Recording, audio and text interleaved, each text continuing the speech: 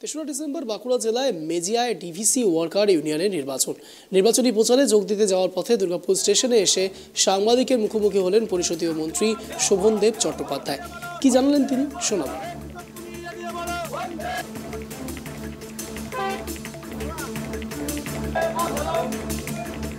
বিধ্বংসী batting show cause করার পরেও কি বলবেন?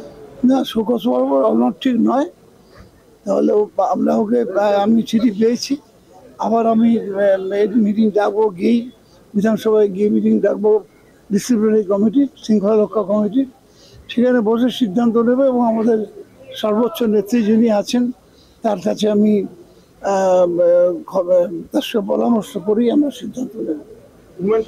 এর আগেও ফোকাস করা হয়েছিল, তার জবাব দিয়েছিলেন আবার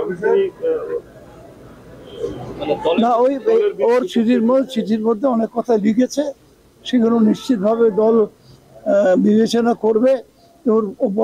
ওর এই কথাগুলো বলার পেছনে কারণ কি আছে সেগুলো জানিয়েছে। শৃঙ্খলা রক্ষা কমিটি যখন বসে আলোচনা করে আমরা সিদ্ধান্ত নেব।